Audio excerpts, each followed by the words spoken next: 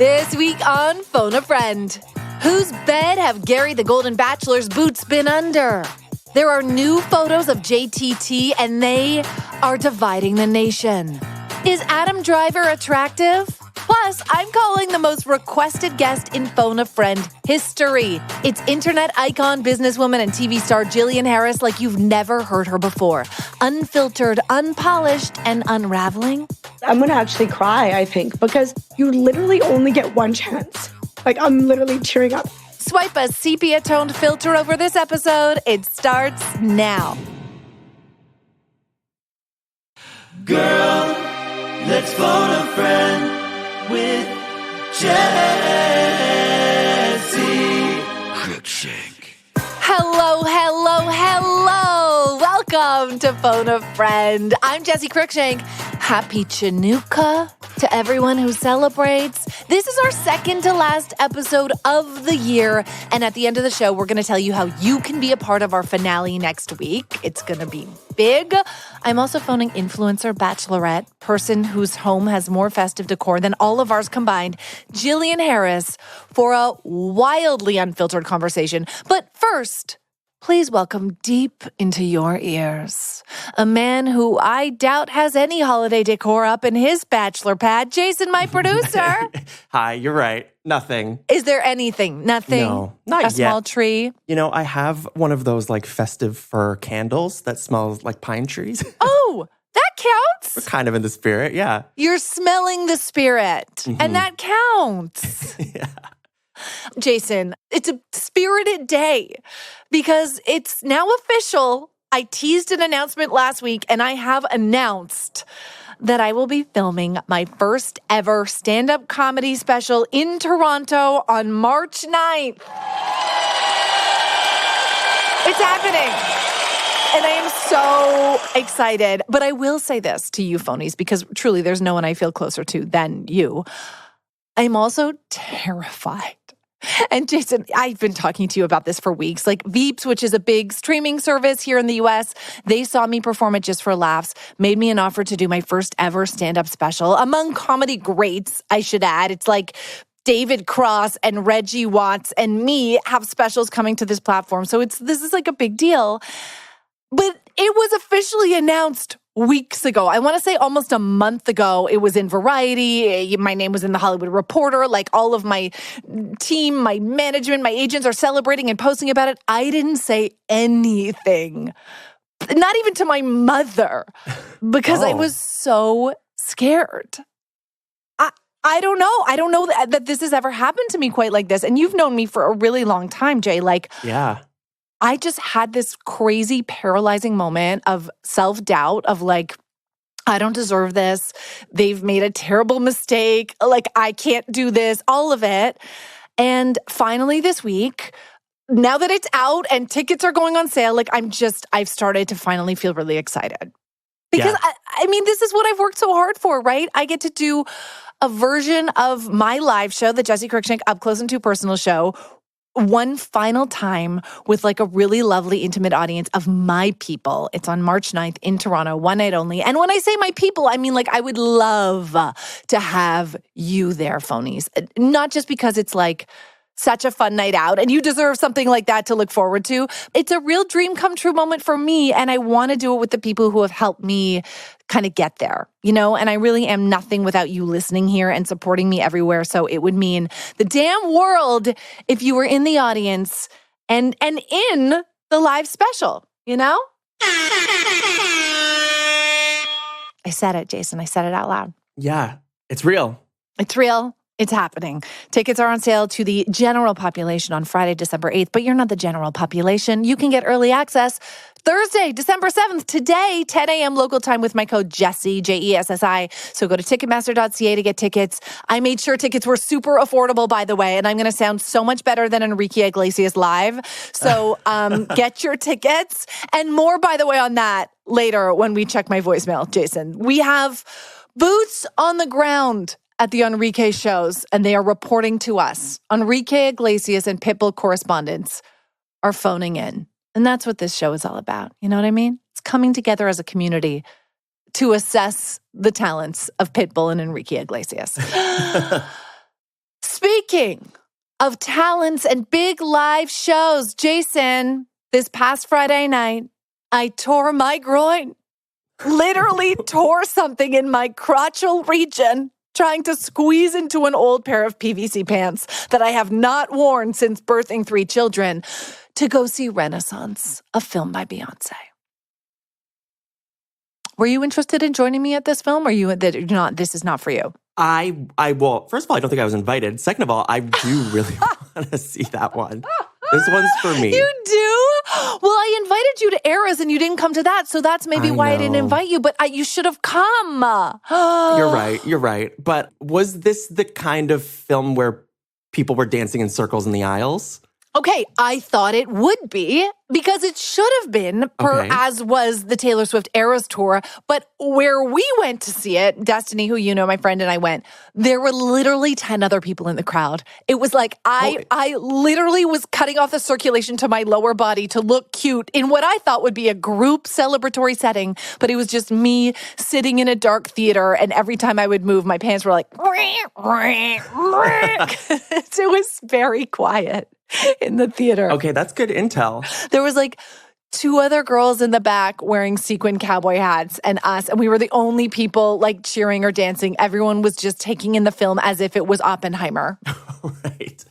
So you can go and you can safely go, and I think you'll be free and clear of the like tweens dancing and exchanging friendship bracelets. You know what I mean? Okay, great. I don't have to wait 6 weeks for it to die down. No, you just have to go like deep into the valley, okay? Because we did check the bigger theaters. Like the Grove was all sold out. The Americana was sold out. So we had to go to kind of like a not cute theater a little bit further away. So maybe that's the secret. Okay. Okay. And I got to tell you, this film was the cinematic experience I wanted it to be and more. And I would never compare to women. We don't pit women against each other here, but way better than the Eras movie. Way better. Because the Eras movie is just the concert, right? So that's like, you know, if you can't afford the $3,000 tickets to see the concert in person, here it is recorded on film. That's what you get. And it's amazing and impressive. But the Renaissance movie has footage from the concert cut together with behind the scenes, like all the behind the scenes shit you've ever wanted from Beyonce is there. You get to see how the stage was built, how the dancers were cast. There's like a 15-minute homage to Blue Ivy, which honestly, probably more Blue Ivy than I needed in the film, if I could, you know, make a note. Yeah. But like, you see the twins in there. You got home videos shot by Jay-Z, who, by the way, is straight up portrayed as a house husband. As he should be. Like after everything he put her through, whatever that was, we still don't know. He deserves to be shown literally just hanging around rehearsals, like eating at the craft services table and watching the kids backstage. Like he is doing nothing in this movie but supporting his queen of a wife. And that is how he should be portrayed always. That's right. In my opinion. On screen. How old are the twins now? What are they like? They are Rio and Dre's age, almost like they're like a month apart. I know this because we were B and I had our pregnancy journeys together. So right. We pretty much were like holding hands throughout the whole thing. Shared the same twin specialist, no big deal. So they're running around like talking, like they're they're fully people. Talking. Okay. And like oddly, only one of them is really shown in the film. The other one, I don't know what happened. But she really favors Rumi, her daughter. So yeah, one of them is you see one of them. I think the part for me that really stood out, and I don't know if you've been seeing clips of this online because it's really been kind of going around, but there is footage of Beyonce putting like the final touches on her tour days before it starts. She's in sweatpants and no makeup the whole time, Jay, and is disconcertingly beautiful. No one should look like that with no makeup, but I digress. So she talks about being a Black woman and how she's sort of treated differently because of it. And then there's these scenes where you see her like pushing back against what all of these white men on her crew are telling her. There's this one scene where she asks a white man working on the show about getting, I think it's like a longer camera track. And he says, yeah, there's no such thing. And she comes back to him and she says, so I just looked up longer camera tracks and actually they do exist. So I'm going to need you to get one. No. It is. Wow. Can you imagine if Beyonce was like, I just Googled that shit, Jason, and like, get off your ass and go get it. Yeah. That's incredible. It's incredible. And how does the guy react? You don't see the guy react. You don't even see the guy's face on camera. It's He's dead now. No, you're just looking at Beyonce in a hoodie being like, get the fucking track, asshole. Okay. It's amazing. And it's the most baller moment in the film because I think, like, you know, for the first time in my life, other than when we shared our twin pregnancy journey together, I really related to Beyonce. I was like, yeah, I think a lot of people did. Like, women of color certainly felt seen in that moment because if a man can try to dismiss a request from Beyonce whilst she's planning her multi-billion-dollar global tour, imagine what men in all other contexts have done and said to other Black women and women of color and women in general. You know, I was watching that thinking, for me being a woman out on my comedy tour, and I was traveling with a female producer, so we were two women coming into these very male-run venues, dealing with men who are used to dealing with, like, men in bands or male comedians, and I was constantly having to question and push back against these guys in these venues. Like, my show required 3 handheld microphones, which is Beyonce's requires 3 like football stadium-sized screens. I needed 3 mics. And I will never forget going into the venue in Winnipeg, and the man was like, oh, we have 2 microphones for you. And I said, oh, we requested 3. We sent you an email months ago saying we needed 3. He goes, yeah, well, one of them broke a little while ago, so you're going to have to make it work with 2. And I remember thinking, like, would he tell a man, you're going to have to make it work with 2, even though you have requested 3? Like, no. And I said, like, well, what would it take to get the 3rd? He goes, oh, I'd have to drive all the way across the city to replace it. And I said, well, you got 2 hours, so get driving. And he did. And he got the mic, and he probably still tells people that I was difficult or a diva when I was simply asking for, like, the most basic need. But I always felt that I had to push back against these men who were like dismissing us like girls making demands. And I don't know, what I just did actually was compare my tiny stand-up tour in a Winnipeg theater to Beyonce's global stadium tour. But I really did appreciate seeing her handle a version, what I think so many women have had to navigate every single day. And so I left the theater, Jason, thinking like, okay, great. So not only is Beyonce the greatest living performer of our time, but now she's a visionary filmmaker. Right. Like, it's too much. Yeah. The movie's great. And this is the amazing thing. The movie made over $20 million on opening weekend. It broke records for that particular weekend. And because she didn't make the movie with a traditional studio, Beyonce gets to take home 50% of the box office earnings. That is incredible. I mean, what? I mean, I think it's so great. Like, when I went to the film, it was really out of the kindness of my own heart. It was my charity work for the holiday season. And, you know, I wanted to put half of my hard-earned money into the pocket of a person who needs it most. Right. Beyonce. That's why her and Jay-Z have the most expensive home ever sold in California. Is that true? Yeah. It's like in Malibu or something. It's like $300 million. Those facts are wrong, but like, yeah, they just bought the most expensive home ever. Oh my gosh, because of my $14. Yeah.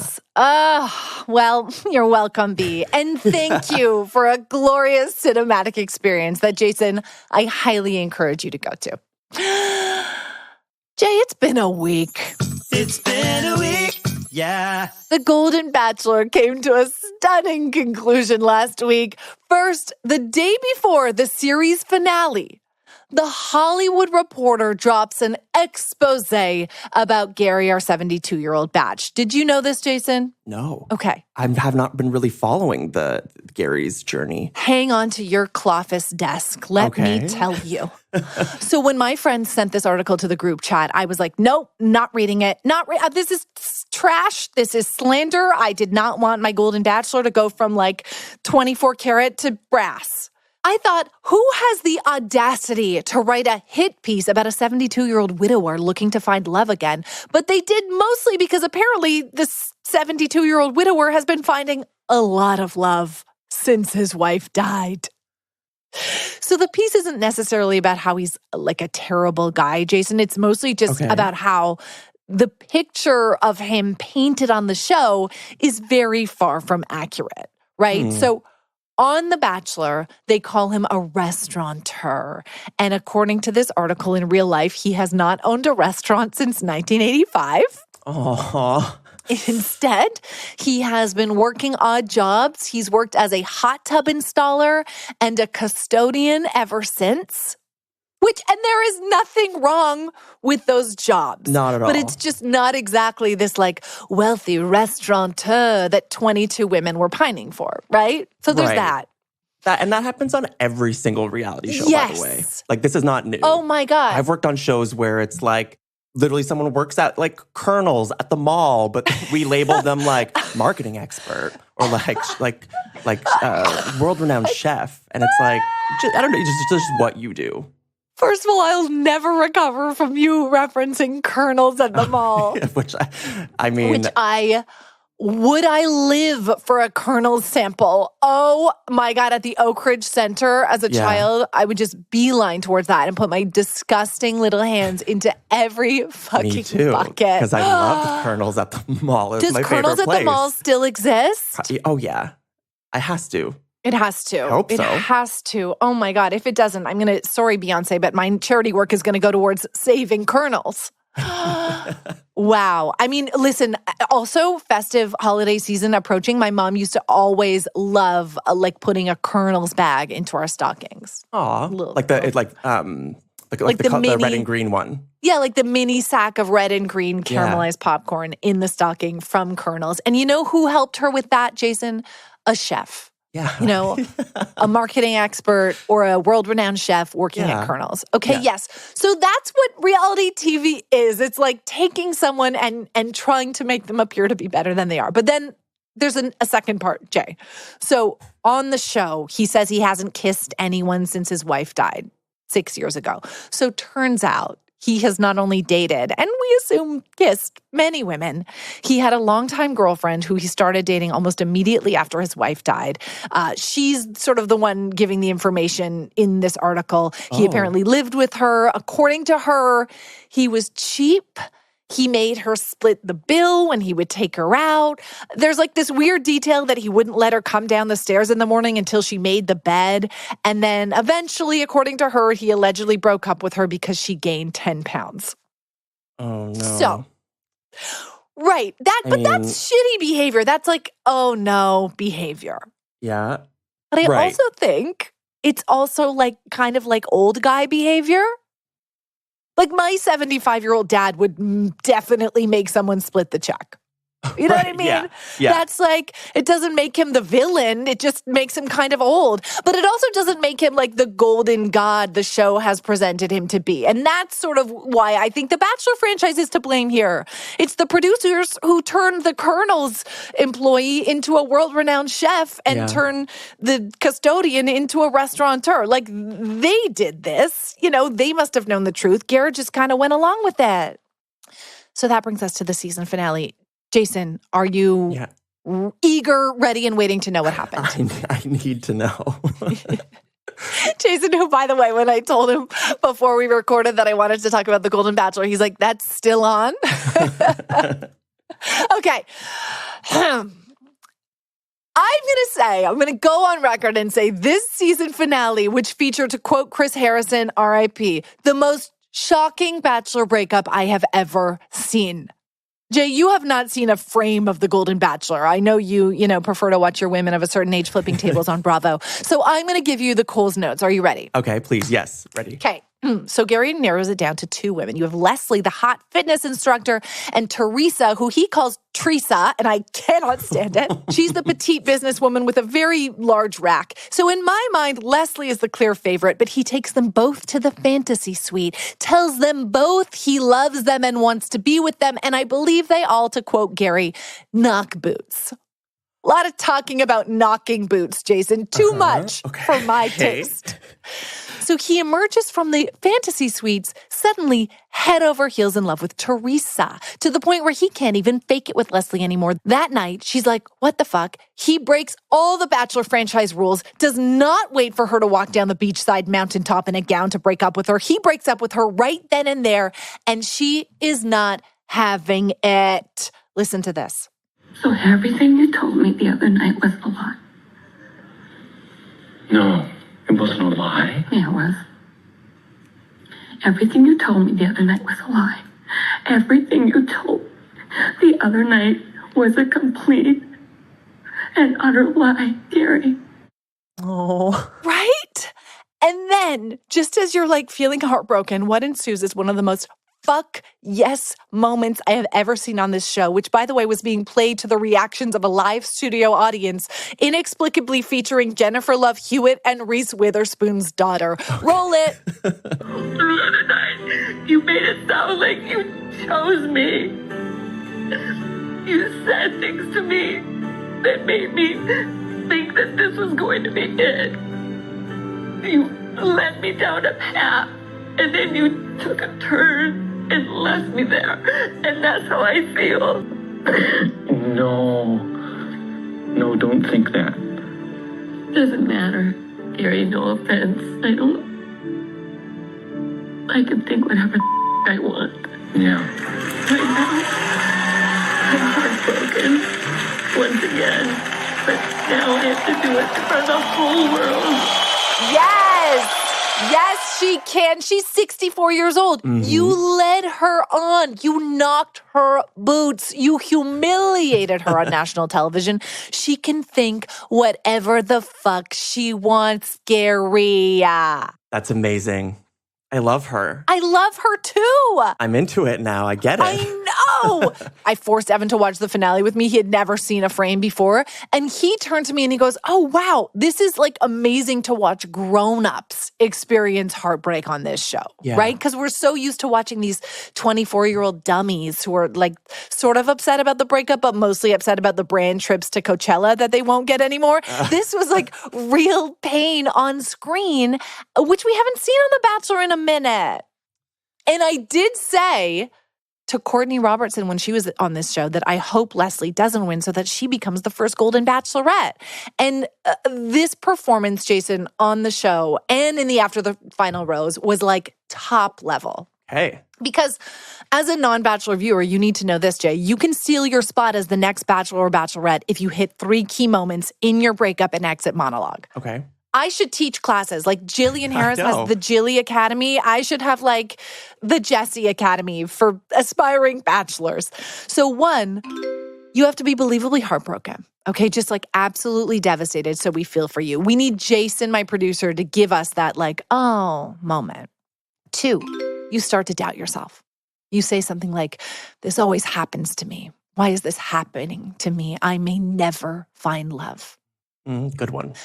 3, you turn the corner in the After the Final Rose because you've had time to think and reflect and you look amazing and you say, I now know that love is out there. I am more ready than ever to find my person. And you have to say my person because that's unfortunately the vernacular of the Bachelor world. If you nail all 3 of those beats, as Leslie did, you seal your spot as the next Bachelorette. You heard it here first. Thank you for attending the Jessi Academy. As for Gary, Jason, I know you're wondering. He announced that he would be marrying Teresa, in a televised wedding on January 5th. I don't know if I'm tuning in for that. A lot of people think, and this is like true after the Hollywood Reporter thing came out, a lot of people think that like people are wondering why he fell in love with her so instantly in the fantasy suite. I, of course, was like, it's because she has a heaving bosom. Like she's the most amazing breasts I've ever seen. And she's in her 70s. But she also revealed to him in the fantasy suite that she's like a very successful businesswoman and probably makes a lot of money. And now a lot of people think that he's after her money. Oh, no. I'm just going to keep believing it's the bosom that he wants. Either way, it's been a journey, Gary. And I think I speak for all of us when I say, I wish you well. I wish you well. Oh, I wish you well. Baby, yeah. I'm with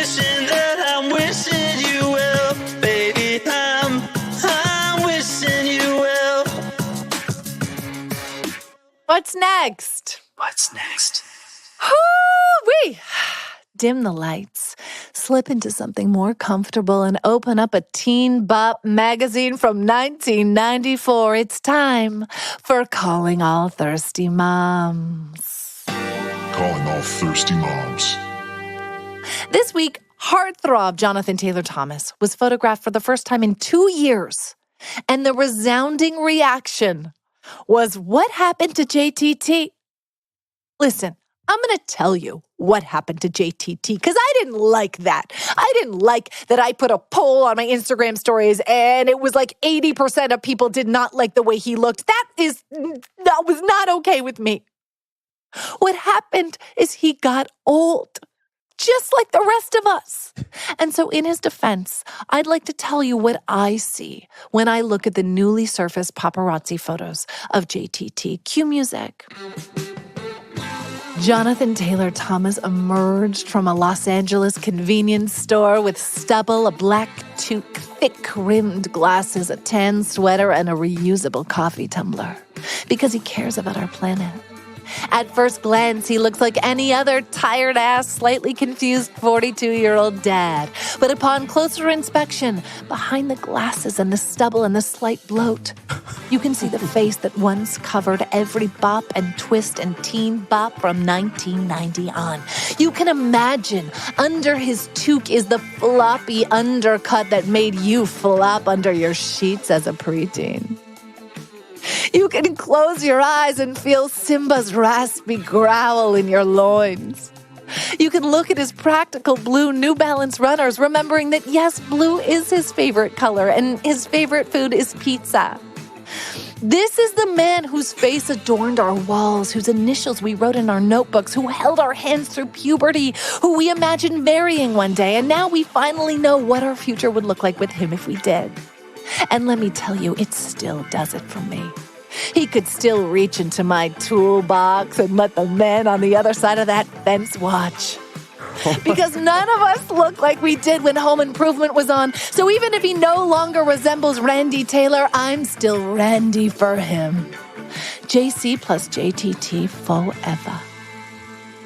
This has been Calling All Thirsty Moms. Calling all thirsty moms. Jason, let me drag you into this. Would you agree that no matter how someone ages, if you had a crush on them at the height of your pubescence, you will always find them attractive? I don't know that I agree with that, but I can see how that could be possible. Wait, why? Like, you know, when you watch an old movie that, like, okay, you remember a movie you loved as a kid? Yes, and Titanic. you, like, remember it being iconic, and then you watch it as an adult, and you're like, oh. So you lose your boner for the movie, and I gotcha. Because I Is that never a bad do. metaphor? No, but I understand. There's something, I truly like anyone. Listen, I'm still like deeply attracted to Joey Fatone and AJ McLean because of the way they made me feel when I was 12, 13, 14. The most formative years of my sexual life. Oh, God. You know what I mean? Yeah. Like my high school crush, I'm just going to put this out here. The boy that I was in love with for 5 years in high school has not aged well. Okay? It's very Prince William. But when I see him now, I can't form words. I would give it all up. Oh. For him. Receding hairline and all, because I'm just, the feeling that I had for him all those years ago is still within me. And I'm still looking for the, like, approval of him. Do you know what I mean? Yeah. Anyway, it's my theory. And again, I will be launching the Jessi Academy to discuss it and teach it and put my teachings into a more formal setting. It's a bad photo, I think, but he doesn't look bad.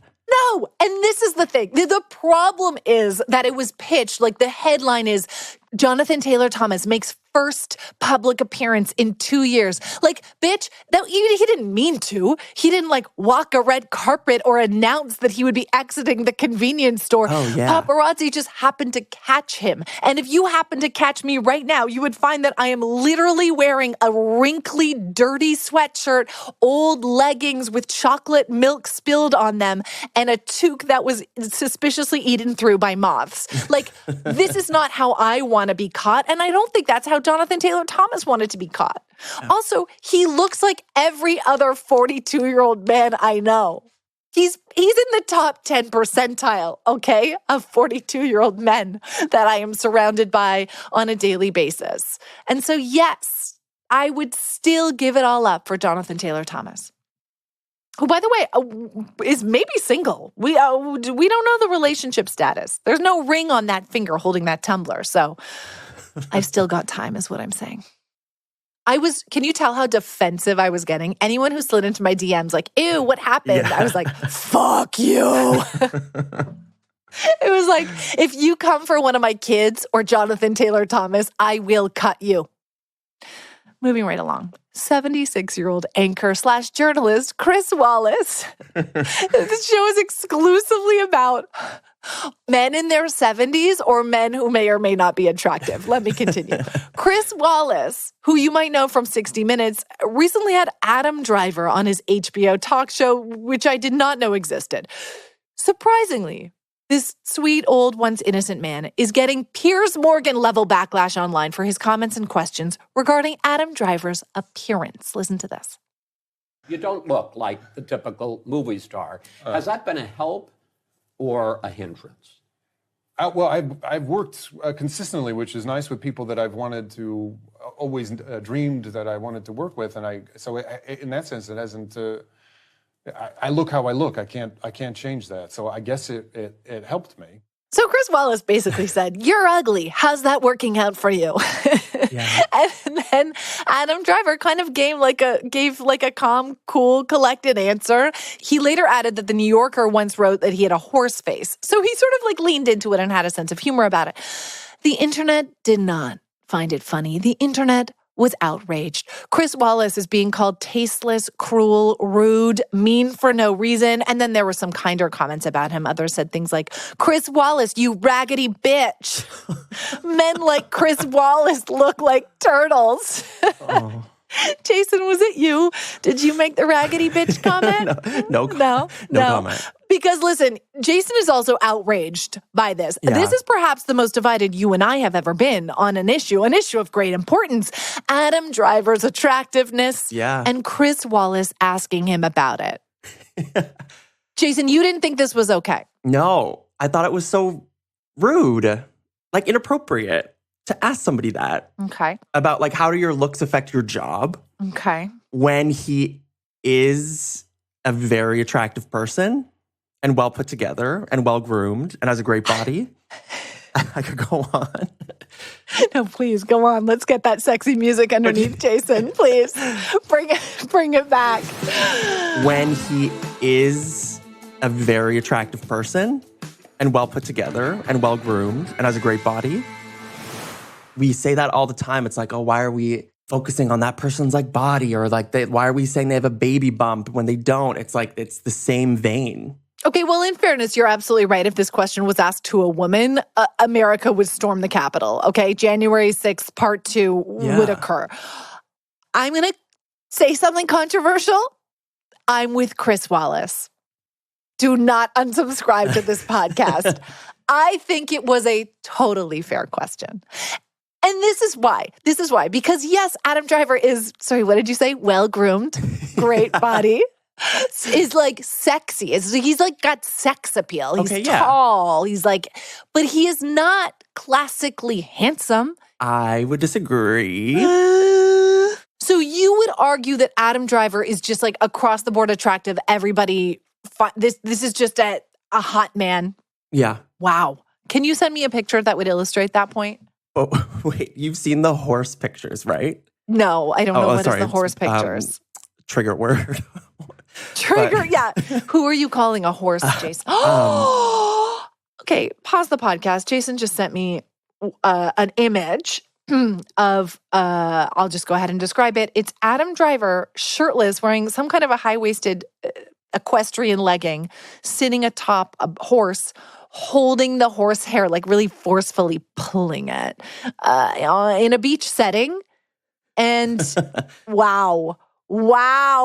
Very vascular. Very vascular, a word we do not use enough on this podcast. That is like there are 1, 2, 3, 4, 5, 6 to 8 abs happening. Okay. But I still don't think this horseman, again, triggering language. I still don't think this man is like a classically Brad Pitt, Ryan Reynolds hot. Fair. Agree. But I'd still let him take me away on that horse. Right. Okay? Okay. Just leave those high-waisted pants by the shoreline. In conclusion, Adam Driver is hot, and Jason has resigned from his position as executive producer of this podcast. What's next? Okay, I am not sure there has ever been a more requested guest on this podcast than Jillian Harris. So, Jason, I know you don't know a lot about Jillian, and when I first brought her up to you, you were like, oh, really? She's so sort of like perfect on Instagram. Would she be a fun guest? Mm-hmm. And I am telling you, she is not at all what you think she might be like if you've just seen like the in-feed pics. Because in-feed, she is sepia-toned perfection, okay? Like hashtag life goals. But off the grid, she's hilarious and kind of like dirty and so fun, which is why I get these weekly DMs from phonies demanding an appearance from Jillian Harris on this show. Now, she doesn't do a lot of podcasts, but 'tis the season for giving. So today, I am giving you, my beloved phonies, exactly what you asked for. Let's phone a friend. Girl, let's phone a friend. I'm calling Jillian Harris. After appearing as a contestant on The Bachelor, she became the first ever Canadian bachelorette in the franchise's history, and then she casually turned her TV fame into a global empire in design, fashion, food, blogging, YouTube, Instagram. She is one of the most powerful female entrepreneurs on the internet. She has a flawless home, a gorgeous family, a new cookbook called Fresh Food Full of Hearts out now. So I'm hoping she has time to answer the phone. Hi. Hello, Jillian. Okay, I am so excited to be hanging out with you right now because we hung out, we did a campaign together. Was it IKEA?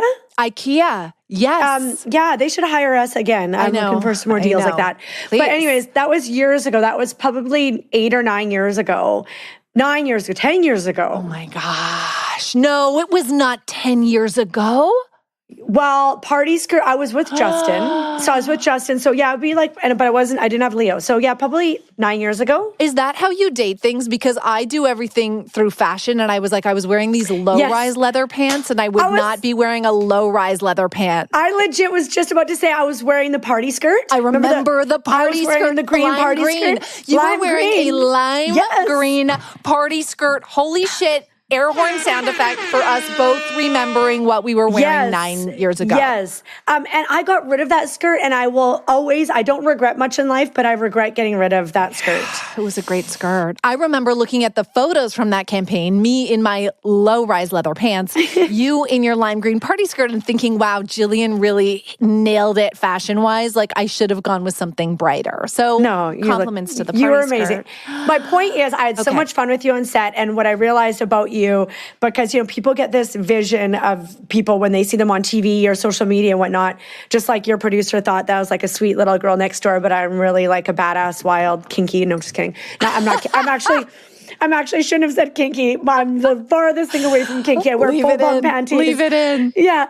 Definitely not kinky. I wish I was kinky. My husband wished I was a kinky. Anyways, but what I realized about you when I met you was that you're so fun and offside and hilarious, like so funny, which if people are listening to this podcast right now, they already know that. But anyhow. Well, now I feel like we're on a Jilly basis. I can call you Jilly. You call me whatever you want. Okay. I really do feel the same way about you. Yes, my producer Jason was like, she's so like polished. Are you going to be able to like pull the fun out of her? And I was like, am I going to be able to rein it in? She is Because I know, and you share so many sides of you, and we're going to get to all of it. Okay. I just want to establish that I am sitting here in my Jillian Harris for Joe Fresh noticed. Dress. Thank you so much. Did you notice that I'm sipping out of my Jillian Harris Life at Home collaboration cup? I noticed. Thank you so much. You literally brought it all. Thank you so much. No, I didn't have to bring it. I wear this regularly, and this is the cup I sip out of for podcasting purposes, also life. So right now I'm getting a full Jillian Harris immersive experience. I love it. I love it. How often do you find yourself wearing, using, spraying, sipping out of, sitting on all things Jillian Harris? The other day I was doing something and I was just laughing at myself because I had the Jillian Harris backpack and I had the Jillian Harris glasses and I had the Jillian Harris dress and then I was wearing the watch and I was I think I was going through the airport and I saw somebody else with a similar outfit and I was I can see my people. Have you ever watched the show Live to 100? And No. It's on Netflix and I love it because it breaks down how to have longevity in life. And it's just the simple things that we take for granted, like community. And so anyways, one of the things I love so much about what I do is in a world where we're so busy all the time. Yes. I have my community out and about everywhere and I can spot them and I can see them. So everywhere I go in the world, I look for the backpack, I look for the dress. I can know where my people are. It's amazing. Oh my God. That is amazing. Yeah, and it's also, cool. I should paint a vivid picture of you right now because you are sitting in a gorgeous, festive red sweater, a red knit. Yes. You're on a high back chair with a casual green throw slung over the chair. It feels like this is peak Jillian Harris season, are you in your beautifully decorated home, which I imagine smells like fresh baking and pine?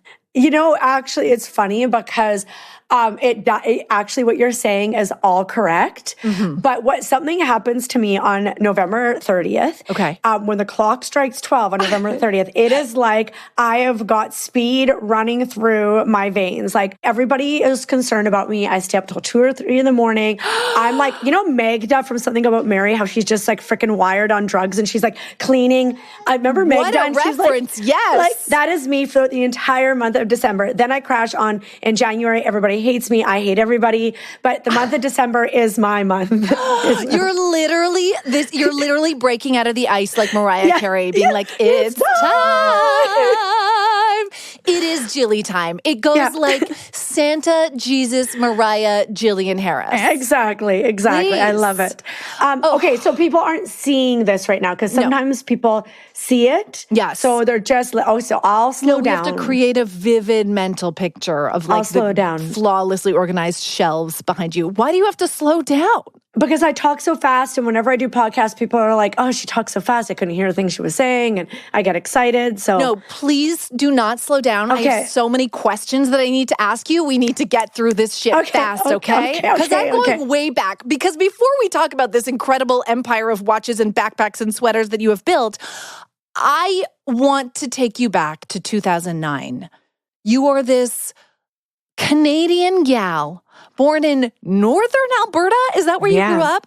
Northern Peace Alberta. River, population 7,000. Oh my goodness, Yeah. Peace River. I was born in Alberta as well, familiar. I think you're living in Vancouver at the time. I read that at this time you're an aspiring designer who is helping to design Cactus Club restaurants. Is this accurate? Cactus and Browns. Brown Social House? Yeah. Do you know how many spinach artichoke dips I've had there? Absolutely. I said, do you remember Browns as if it's passed on or something? Yeah, it's no, still Browns is alive and well. You go to Calgary at 5 p.m. on a Friday, the Browns is popping. So wait, you're doing your Brown Social House Cactus Club, and this is peak The Bachelor. We are all watching this show, but none of us up in Canada are thinking I'm going to go compete on it. What makes you, this Canadian girl, say I'm going to be on that show? So my parents, it's all my parents. My parents, I'm an only child, and my parents were always you can do whatever. They didn't tell me to go on the show, but my parents instilled in me that I could do whatever I want, and there was no idea too crazy. And at that time, if anybody's listening that from Vancouver, the dating scene in Vancouver is terrible. I just wanted to become a mom. I wanted to be in love. And my job at Brown's Cactus then was like a little bit like complicated. And so I was watching the show, and now at the show, it's like, if you'd like to become on The Bachelor, blah, blah, Yes. blah. So I was like, yeah, of course I want to make out with a bunch of guys. And like, oh, well, of course, who doesn't want this right now? Like, I think it was like October, and back then, me and my girlfriend, we called October that time of year October Schlong, November Dong, because we were just wanting to find anything, but we could never find anything. Yeah. So I was like, this is the way. So when I went out to apply, it said American citizens only. But I was like, oh, come on. Like, I'm sure they're going to let a few of us through.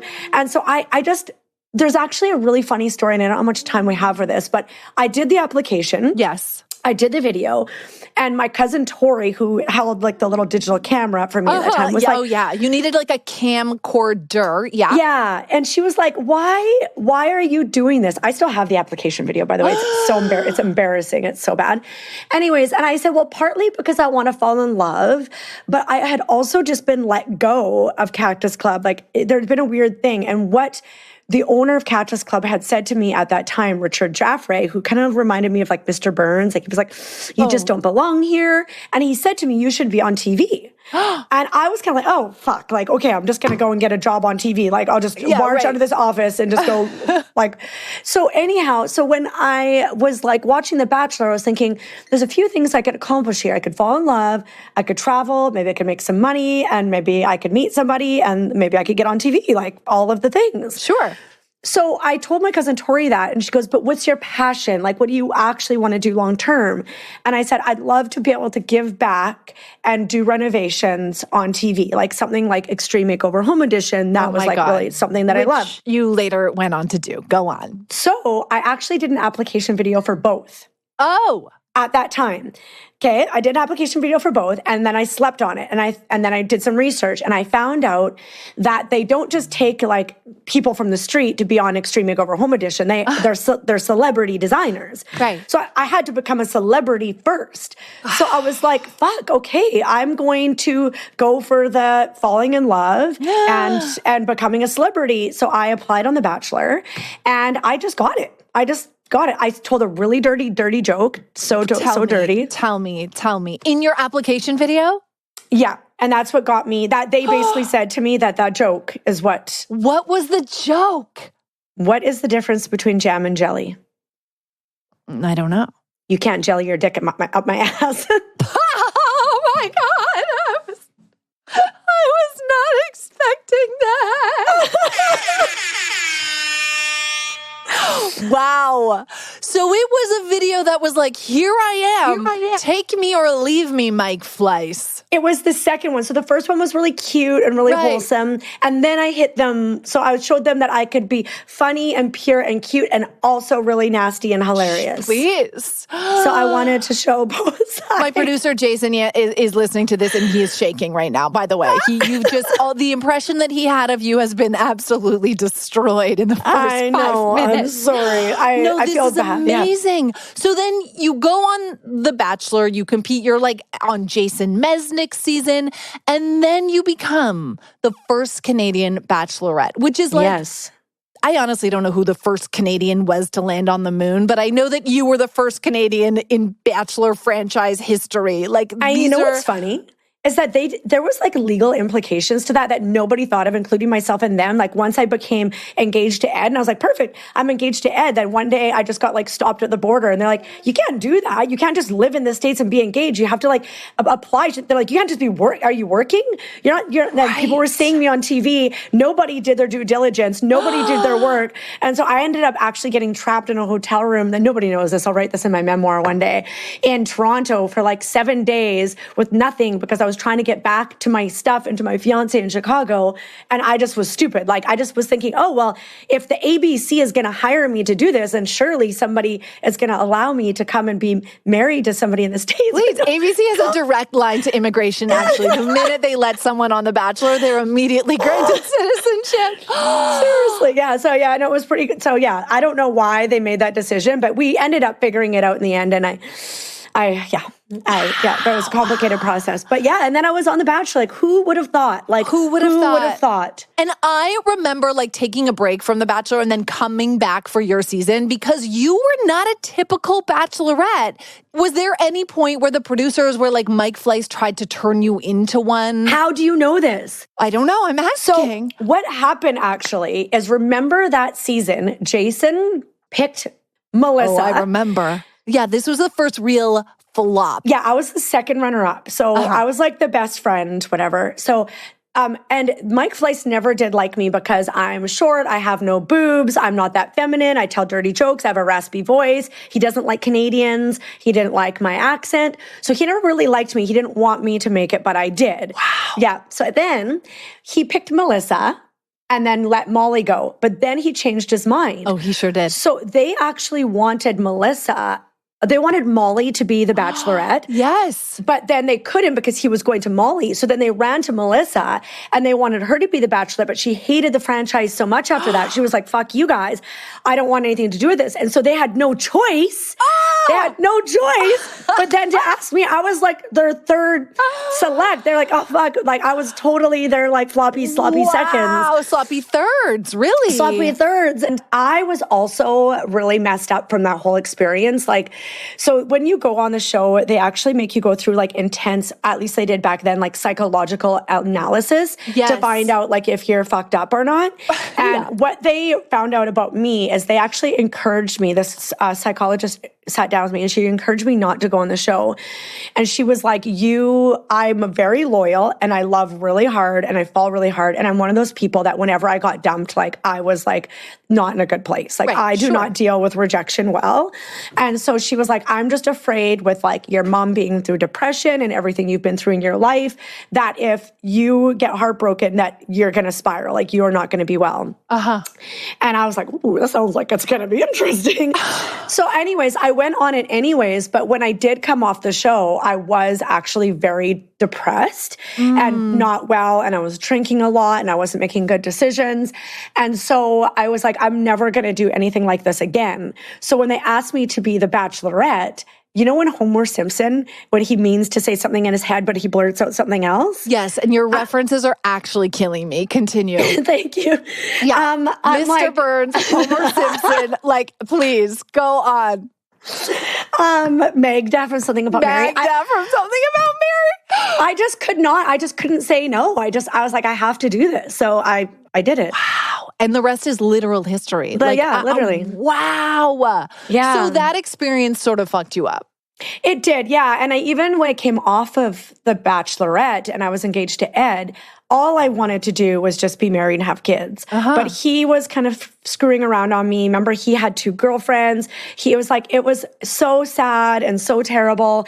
And I remember going to events in Chicago with literally like Obama, Elton John, Oprah sitting like beside them and not even giving a shit. Like I was just like, this is so stupid. I just want this guy to love me.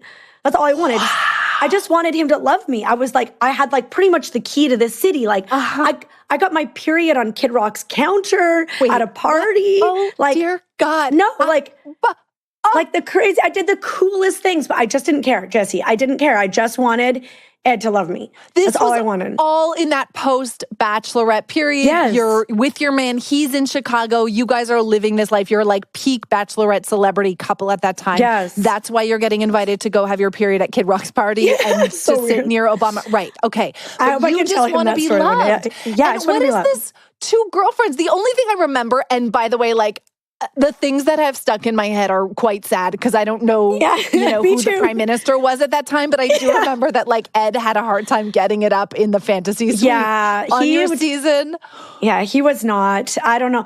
Why did I pick him? I think he was just tall and had dark hair and he was quirky. Goofy. He was kind of goofy, and I like that about him. Yeah. But yeah, no, the situation in the sack was not impressive at all. It never got better. It never got better. I'll probably get a nasty email from him again, which I normally do after any time I talk about him. Wow. I'm like, bud, you shouldn't have gone on the show. I mean, that's kind of the way it works. Ed moved on? He's married and he's got the most gorgeous, I shouldn't say this because I shouldn't know because I stalked, but I did look at some of the most gorgeous babies, got a beautiful house. He's doing great. He's doing fine. Good for He's Ed. doing fine. Let's move along. You finished The Bachelorette. There's no Instagram at the time. There's no concept of an influencer. How do you decide you're going to harness this fan base, this Kid Rock period energy and celebrity that you have and start to like build a business? What is it, conscious at the time? Did you know that this was a personal brand you were building? No, I didn't know what that meant. So what happened was after I went on The Bachelor, Extreme Makeover Home Edition contacted me. And I was like, but they didn't know that I even applied. I never sent in the thing. Oh my God. So it was just like a fate thing. And so I, through them, got an agent. So my agent, he represented Joy Behar, Ty Pennington. He'd worked with Oprah. So he'd worked with some like really big celebrities. Also, he worked with Joanna Gaines and Chip at the time. And so he had a really big vision for me. And basically what he wanted to do is just license my name and image on like every product around. Right. And I had a hard time with that at that time because I love having creative control. I didn't want to just put my name on anything. And so what I really loved was I loved my community. So I had Facebook. I had Facebook and I loved chatting with everybody on Facebook. And then also a sad part of this that I'm sure will get brought up in therapy at some point is that because I'm a people pleaser, I started finding these forums. And I started finding these forums about people trashing me. She has an ugly nose. She's annoying. Her voice sucks. She's this, she's that. And so I was obsessed with proving to people that I'm worthy of them. Like I just wanted them to love me. And so I just got addicted to social media as many people do in teens and whatnot. I just wanted to show them how amazing I was so that they would say nice things about me. Like that's sad, but that's just kind of what I wanted to do. And so Bill, I kept on being like, this is a waste of your time. You're not going to make any money on this. But I just wanted to love my community and I wasn't fake. I really do think I'm a good person. I really wanted them. Everybody thinks I think they're a good person. And so I was wanting to share my recipes and my vacations and what's near and dear to my heart. And so I started blogging and writing, thinking that if only people got to know me a bit more, maybe they wouldn't say those awful things about me. Like, why would they talk about my nose and my voice if they really knew who I was? So I started sharing like everything I could share on my blog and social media. And meanwhile, Bill's like, you're wasting your time. You're wasting your time. You're doing this looking for approval. You're not doing it for money, for business. Oh my gosh. Okay. So, but my family does come from entrepreneurship. So I think maybe in the back of my mind, but I really was passionate about it. Like there were people that didn't like me, but there were thousands and hundreds of thousands of people that you have that community. And when you're traveling so much and living in Vancouver was lonely, for me, it was like a connection. So, but then what happened is I got approached by somebody that used to run Lauren Conrad's site, and they were like, you can actually make money off of your site. So they kind of taught me how to do it, and then we started monetizing the site. And then after that, Instagram sort of came to be, and then partnerships, and people were always asking, where'd you get this? Where'd you get that? And yeah, it kind of just came to be.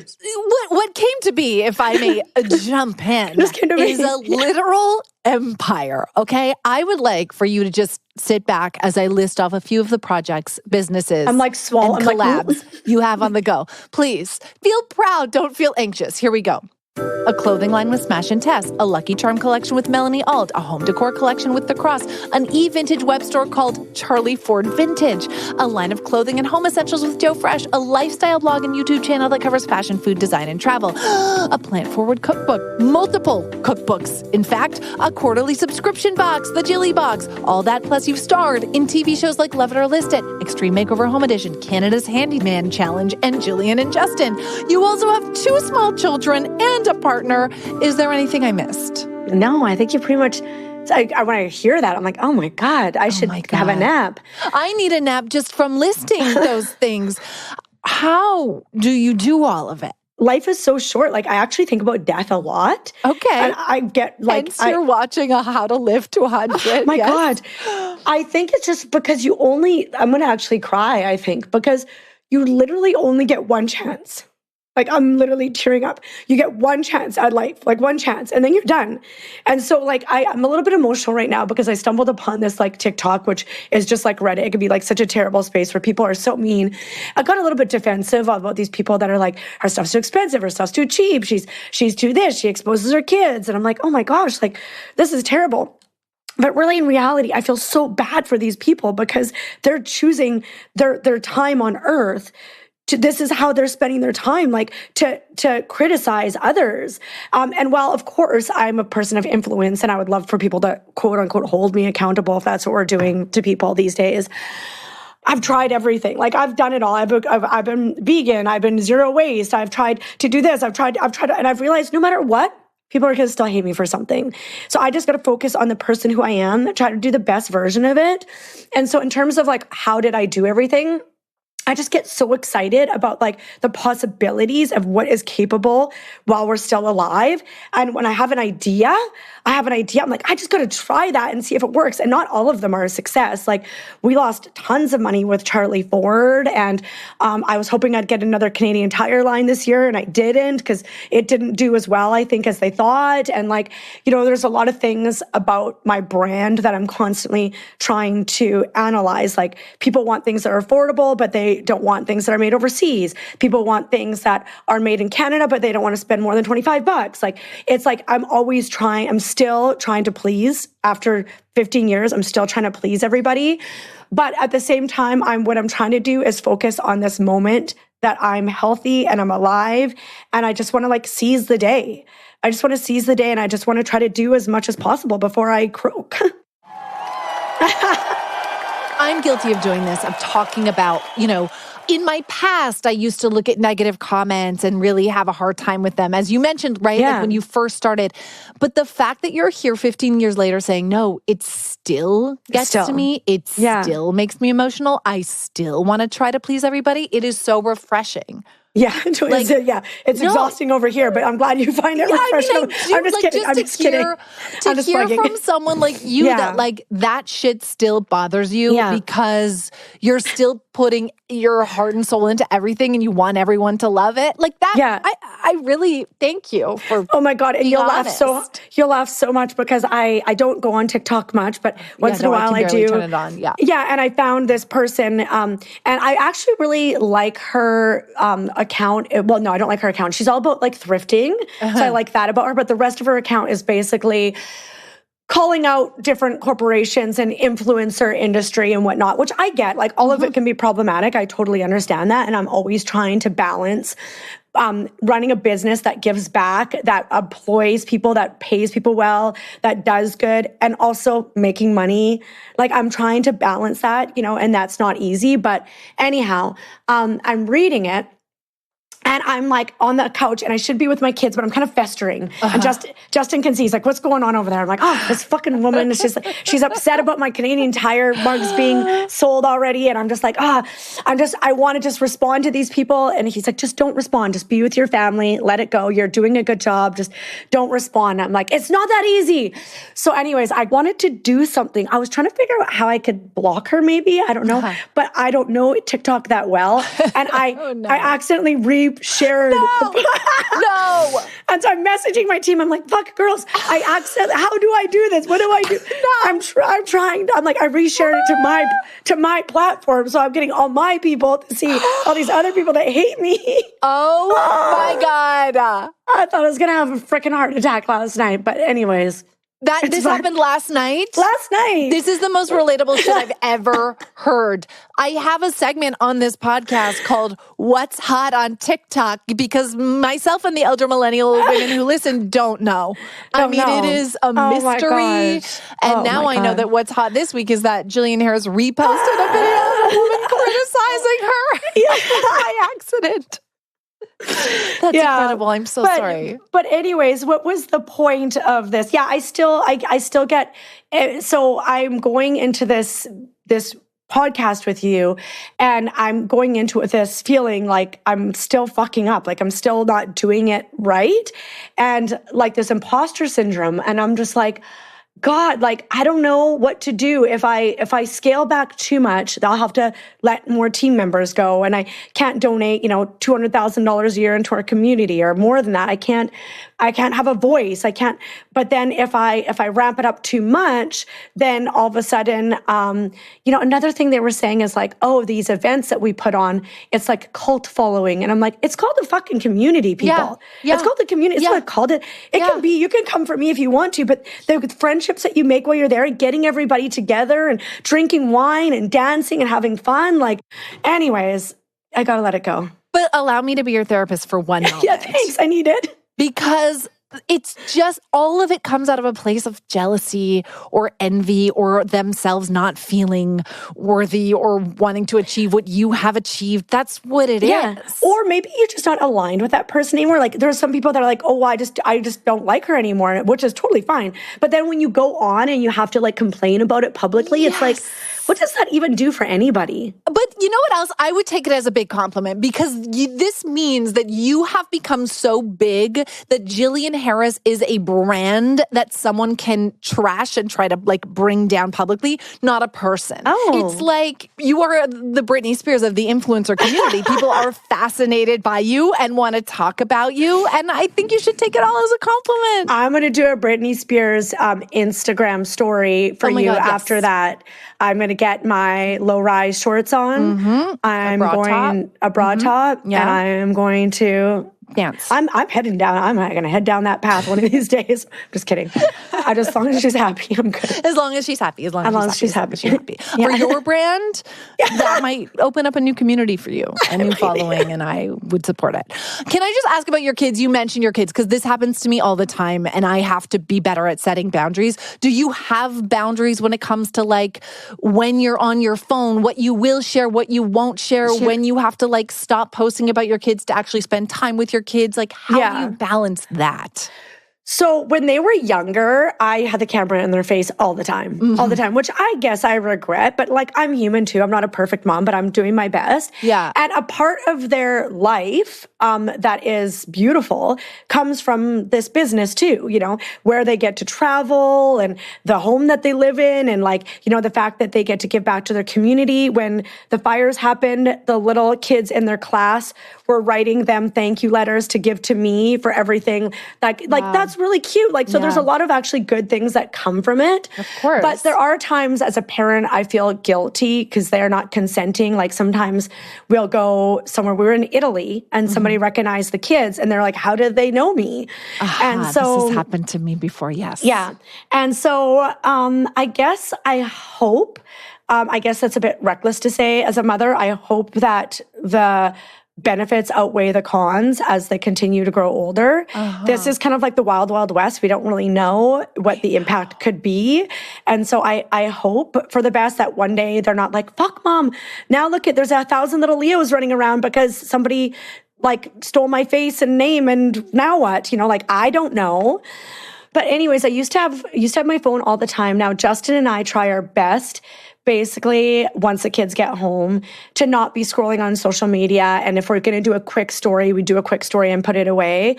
But having said that, there's times that they're on their iPad or watching TV or playing Lego, and, you get on there. I try to do my best to balance. I don't have like a specific threshold or anything. Right. I just try to use my common sense in my brain and go like, okay, time to put the phone away. Yeah. But the phone is just a problem. It's just in general. I know.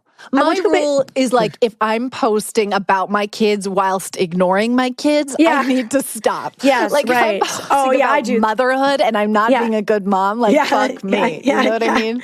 Oh, That's no, rule. I literally just did that last night of Leo. He had his sunglasses on. He was all hopped up on sugar. And so I was trying to post the story, but like the autocorrect wasn't working. And meanwhile, Annie's like, Mom!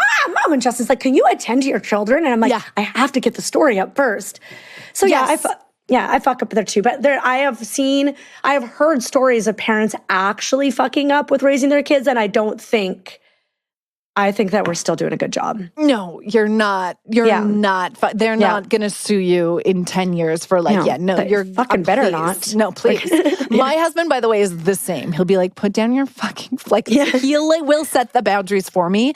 Can I ask about, Justin, who is your partner, not your husband? Yes. Is he your husband? Are you He's married? my partner. We're not married. He's your partner. No. Yeah. Okay. But by the way, can you get married at some point so we can see a Jillian Harris wedding? Everybody wants. We need. You know what? Why I can't do it? I've realized it's the questions. It's the people on the day of and leading up to it asking me so many questions. It takes away the joy for me. And I don't want to do this, throw a party for everybody else while I am hustling, trying to answer the questions. This is what's going to happen here. That's going to happen. This is where the thing is. That's where the rehearsal is. That's just annoying for me. That's so annoying. So I just don't want to do it. Oh, it's the party planning of it all for you. Yeah, and I love planning a party when it's my gift to somebody else. Yeah. But this is my gift to me. Right. Okay, so we're partners. We are partners. We are partners. When you met Justin, I imagine he was doing his own thing, had his own career. He's now a legitimate and I think full-time dadfluencer. Yeah, totally. Influencer. Can you tell me about that transition? Did he take the Jilly Academy courses? How did that all go down? I tried to get him to take it, and he asks me questions all the time. And I'm like, Chapter 3 in Jilly Academy, here's the video. But I realized, this fall session. Yeah. So he actually was a pro snowboarder and then quit that career because we got pregnant. Wait, whoa. Can I just say, in 2006 to 9, I was my only destiny was to marry a pro snowboarder. Oh my gosh, what? I mean, when you're Canadian, there's nothing hotter than a man in a flat-brimmed cap who snowboards for a living. I'm now very grateful I did not make that choice for myself. But at the time, that was the pinnacle of hotness. Continue. Of hotness. So he was very hot and I really liked that. And so I think that he could just tell I was ready to settle down. And he was like, how long am I going to do the snowboarding thing for?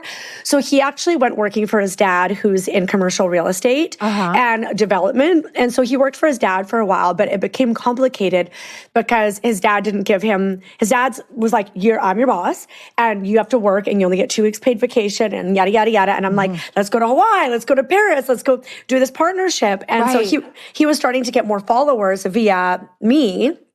And then the odd little partnership would come his way. And his dad would be like, well, you got to book the time off if you want to go to do that. And so actually what happened is right around COVID, he smoked, but he quit smoking. He became a hypochondriac. And I was like, you can't be a hypochondriac and smoke. I can't listen to you complaining about your health while you're out there having a cigarette. So he quit smoking, which was a lot all this adrenaline when you're a pro snowboarder and you're smoking and then you quit those 2 things that give you all that adrenaline. Right. I think caused him to go into a bit of a panic. And then we went to Vancouver Island and he shattered his ankle in 1,000 pieces.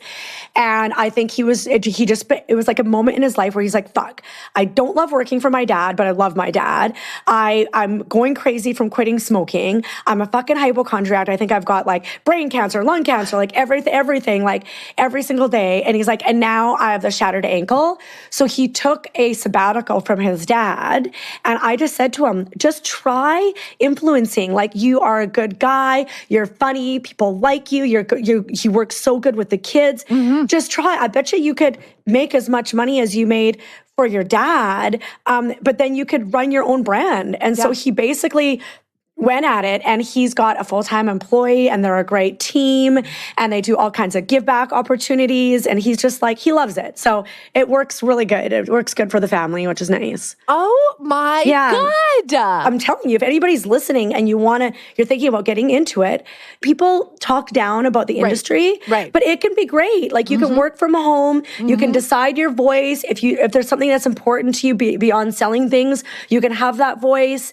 You can work with your kids. You have a flexible schedule. You can work with small brands. You can help other brands. There's a lot of good things that can actually come from doing it. Absolutely. And men are underrepresented in the influencer space. It's about time men had some opportunities, Jilly. I agree. Yeah, those poor men. Those poor men. Oh, those poor things. They need some opportunity. I did actually talk to the Birds Papaya. She was also on my podcast, Sarah. Oh, yeah, she's awesome. And she talked about, she really flipped my view of the term influencer because it's such a It's like women have been empowering themselves through this job. And I think for you, your career must sometimes feel like a double-edged sword because on the one hand, you're your own boss. You can control your own schedule. You can go on these fabulous trips and include your kids in your work. At the same time, you don't, like Justin's previous job, you don't get weekends and holidays, right? Yeah. You're always on. You have to share. You have to post. Do you ever just want to hide and shut it all down? Yeah. So last summer, we just kind of surprised the kids and we went to Kauai for a week.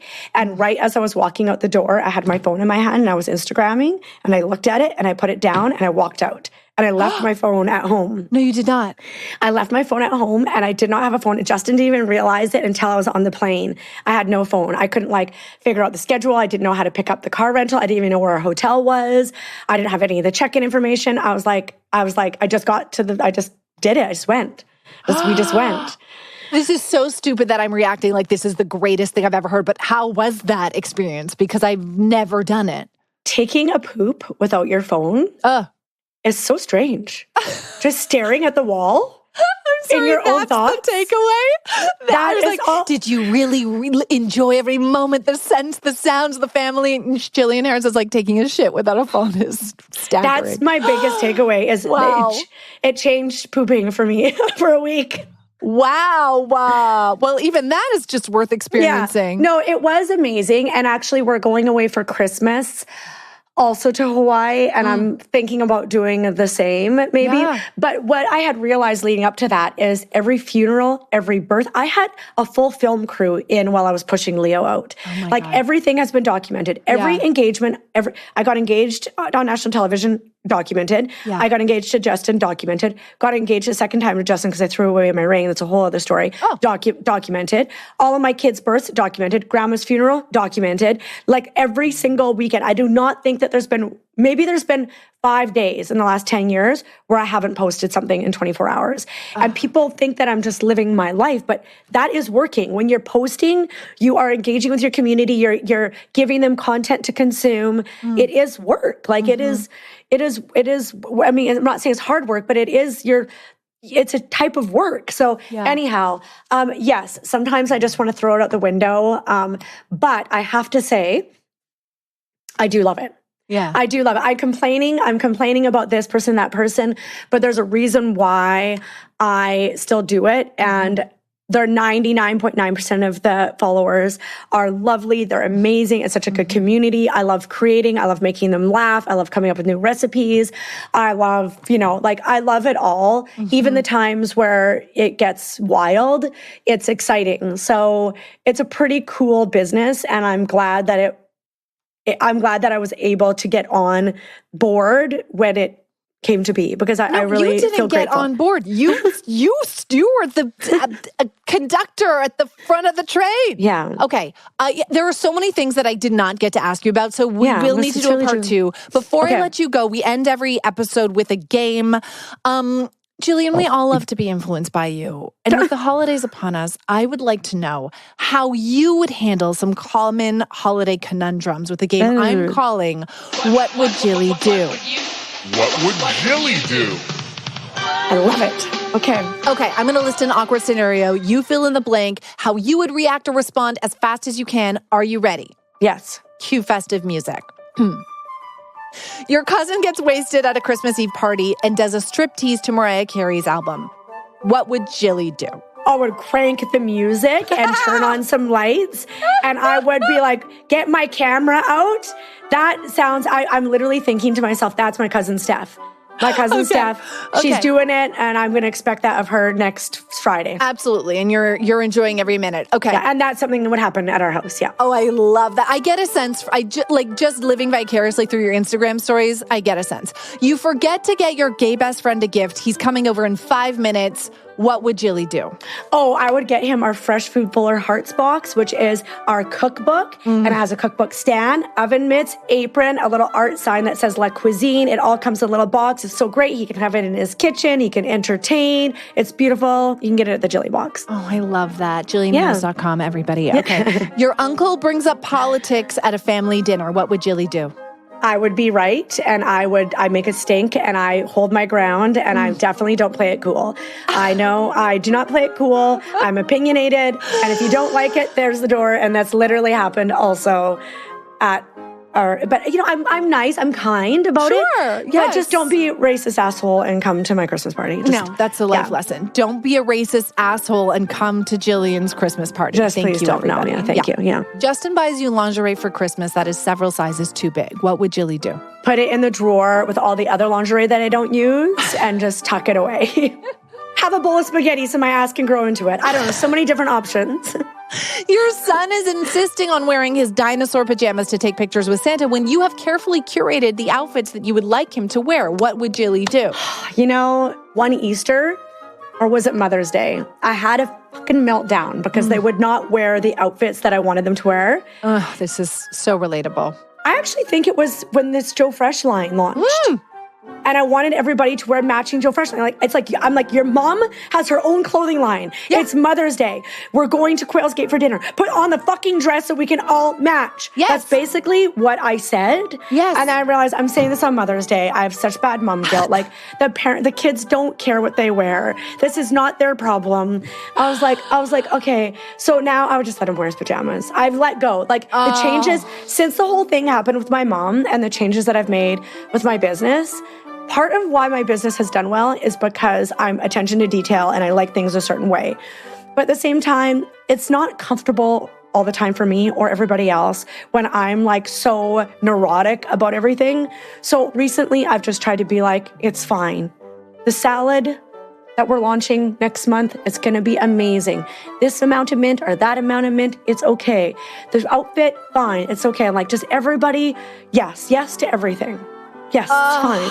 It's fine. And shouldn't we all just let something go this holiday season? We all need to hear that. Just let it go. Let it go. Let it go. Yeah. And that is how you play What Would Jilly Do? What would Jilly do? I feel like I got the gift of Jillian Harris this holiday season. I truly feel so #blessed. I can't even thank you enough for taking my call. The cookbook is out now. Everybody can get it at jillianharris.com, right? Or wherever books are sold. The box you can get at Jilly Box. Okay. And so if you're listening, the Jilly Box actually is this curated box that there's a wait list for. There's more people on the wait list than there are boxes. There has been a wait list since the beginning. These boxes are so hard to get. Yes, and it's all curated items, and we try to prioritize women-owned, Canadian-owned, minority-owned, eco-friendly, and they're really, really beautiful items. Jillian Harris on Instagram. You can probably get all that information. And I don't know. I just want everybody to have an amazing holiday and let some things go and be kind to yourself and get some rest. I don't know. Can I just say the same things to you, Jillian? Yeah, but I don't like sleeping in December, but I will in January. Get some rest in January, okay? After your time is done, get some rest, throw away the phone for just give yourself a 24-hour period. Yeah. And just, you deserve it, truly. Yeah. You really do. You do so much. You do so much for other people. You too. You did a lot for me today. I can't even thank you so much. You are the best. Have an amazing holiday. You also don't work too hard. Love you lots. Thank you so much for having me. You too. Okay. Now we just have to hang up and say bye. Jillian Harris. Wow. I mean, if you just know Jillian for her gorgeous, very curated posts on the internet, that was the complete opposite. Was it not, Jason? Very. She was just so honest, so real. When she started to get emotional, I mean, she's so unafraid to go there. I love her so much more now than I ever have before. And I will say I did intend to promote more of her businesses, her cookbook, the Jilly Box, all of it. But I don't know, sometimes you just have to follow the puck of the conversation. And I love where that puck went, to use a real Canadian reference. Thank you, Jilly. After the break, we're getting real-time intel from phonies who were on the scene. We're talking boots on the ground when Enrique Iglesias sang like that in concert. We'll hear from them next. Bailamos! Commercial break.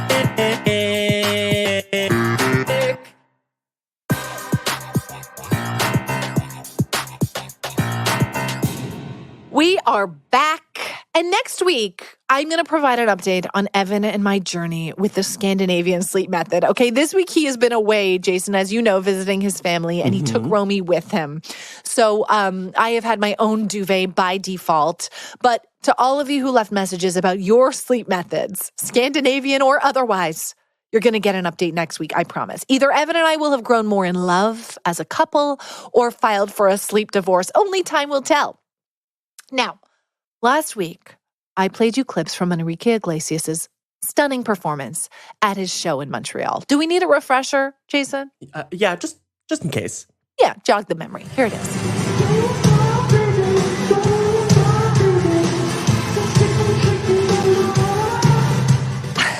I can't. I may never recover. So I asked if there were any phonies who had been at the show, and boy, were there ever. The inbox was flooded. So let's check my voicemail. Check your voicemail. Hi, Jessi. This is Marla from Ottawa again. I feel like I've sort of become your Pitbull correspondent. So on your latest pod, you asked for feedback from anyone that went to that Montreal Trilogy concert, which I did. I bit the bullet, and my sister and I bought tickets. They were $600 each to sit in like the first bowl. They were pretty good seats.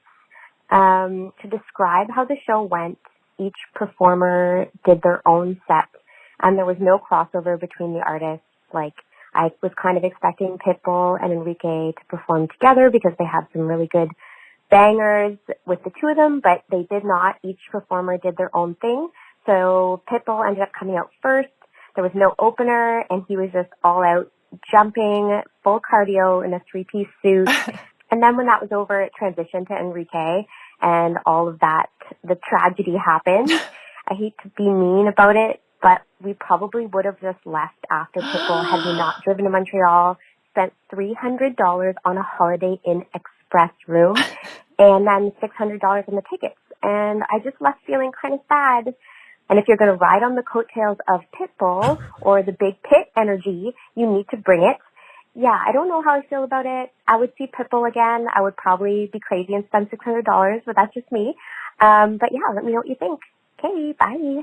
I mean, Marla, my loyal Pitbull correspondent. To quote Marla, if you're going to ride on the coattails of Pitbull or the big Pit energy, you need to bring it.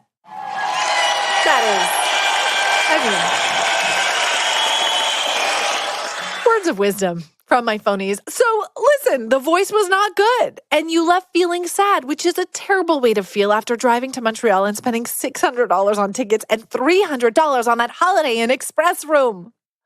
But this doesn't really answer our question, Jason, about whether or not it was a mistake, right? Did he think he was singing to a track, or is that just how he sings? Marla did not have an answer for me, so we're going to have to turn to Carrie, who left a voicemail about another Pitbull Enrique show. Listen to this. Oh, hi, Jessi. This is Carrie. I'm calling from Wallaceburg, Ontario, Canada. I was just listening to your podcast, and you were talking about Enrique. I drove over to Detroit to listen to, I mostly wanted to go see Pitbull, but I have to agree, I was very disappointed in Enrique. Even in Detroit, about a month after he sang in Toronto and Montreal, he was awful. Ricky Martin was amazing. Pitbull was amazing. Yeah, very disappointed in Enrique. Anyway, I love your podcast. Take care. Bye.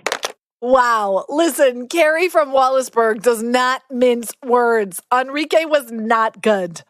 And now I think my theory was wrong all along. I don't think the track didn't play at that one Montreal show. I think Enrique just sings badly live on this tour. And I'm so glad Carrie and Marla could report back to all of us to help us save our money on tickets and on that Holiday Inn Express room. So thank you, ladies. Does Chris Wallace have Pitbull correspondents in every city? I don't think so, Jason. Thank you so much for your calls. And now, this is exciting. So many announcements today, Jace. Are you ready? Yeah. Next week, it's our final episode of the year. And we wanted to go out with our most special guest of all. You! This Monday, December 11th at 5 o'clock Pacific, 8 o'clock Eastern, I'm going to be posting a live Zoom link for anyone who wants, okay? All phonies from across the country, from, that one phony in Italy, jump on the Zoom link. You can phone, just like be on a phone call. You can jump on video on a Zoom. Say hello to me. We're going to chat. You can ask me anything. I can ask you anything. We can really get to know each other. Burning, scandalous questions. Right, because we're live. I can't deny you. I can't filter the voicemail inbox. You just can ask me whatever you want, right? No holds barred. No holds barred. And guess what? Jason will also be on the chat. So let me put that back out there. If you have questions for Jason, burning questions for Jason, my producer, please, now's your time. That backfired on me. That backfired hard. Ask about JTT, weigh in on Adam Driver, whatever you want. This is your episode, phonies. Bring it on the Zoom on Monday evening. I'm so excited. I'm going to do my hair and makeup, maybe put on a little festive sweater. Get to know everybody. So Monday night, we'll talk then. Also, now is the time to get tickets to come to my comedy special taping at Ticketmaster.ca. It's March 9th in Toronto, one night only. The link is in the description of this episode. Now, Jay, we end every episode with a song. And I've been thinking a lot about this. Can I pitch you my idea for the song today? Okay, yeah. So, because we are in the holiday spirit, Uh-huh. and I do feel that we should honor current queen of the box office, Beyonce Knowles Carter, by playing what I'm sure is the song she's most proud of in her discography, 8 Days of Christmas by Destiny's Child. Because who doesn't want a pair of Chloe shades and a diamond belly chain? The things that they list in this song are mid-2000s iconography, and it must be played. Rob, hit us.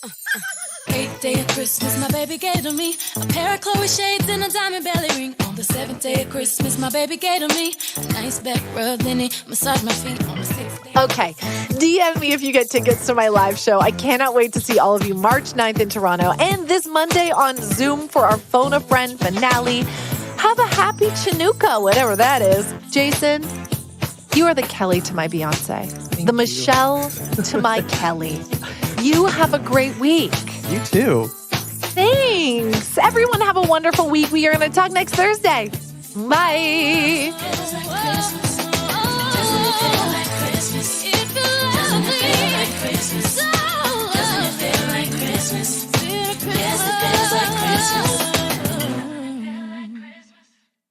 Phone a Friend was created by our mom, Jessi Anything.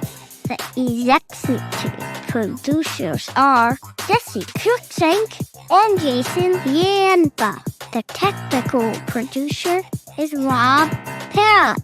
The amazing theme song and sexy interludes are by Jay Malinowski from Bedouin Soundclash. Phone a Friend is part of the Acast Creator Network. Credits are by us, Ray Gatika and Real Gatika. We're her kids. That's crazy, right? Wow, you're still listening? Okay, see you next week.